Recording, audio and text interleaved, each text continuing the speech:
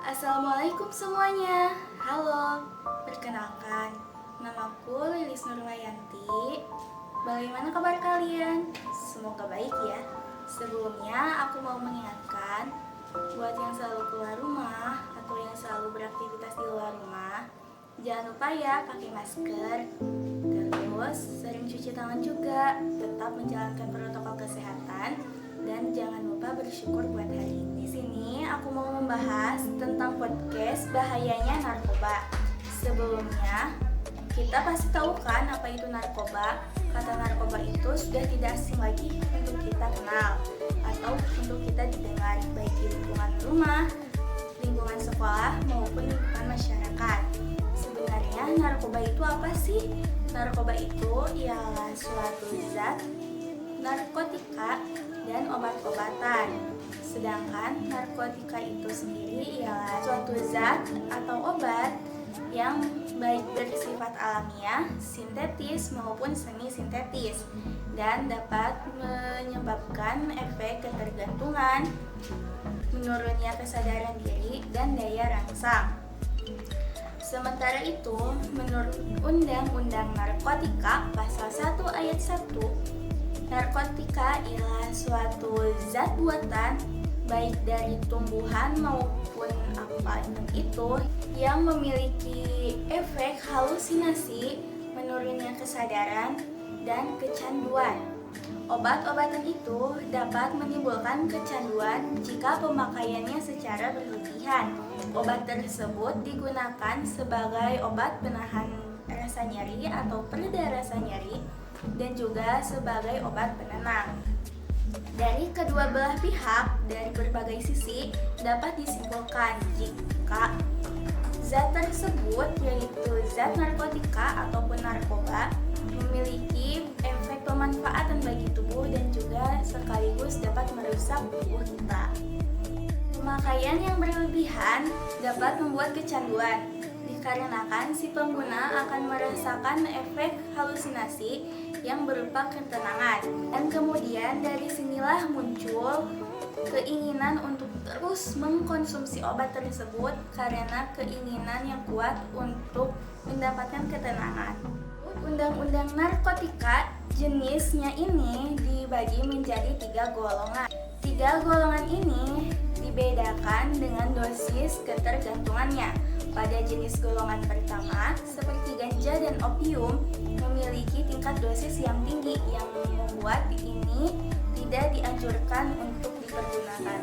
Kemudian jenis golongan kedua ini bisa digunakan dan dimanfaatkan untuk pengobatan kita. Pengobatan ini tetapi harus dengan pengawasan dokter yang sangat kuat. Pada golongan jenis kedua ini terdapat kurang lebih 85 jenis narkotika.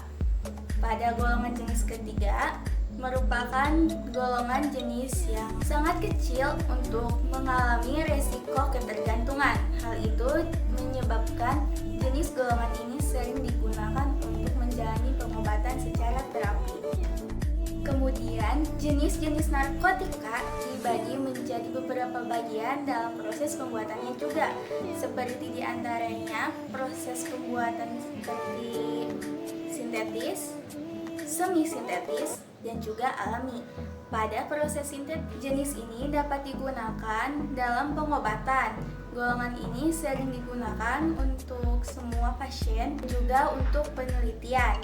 Pada golongan jenis kedua, yaitu semi-sintetis, merupakan yang pembuatan bahan pertamanya diolah dari bahan alami yang kemudian diekstrasi atau dengan cara pengolahan yang lainnya.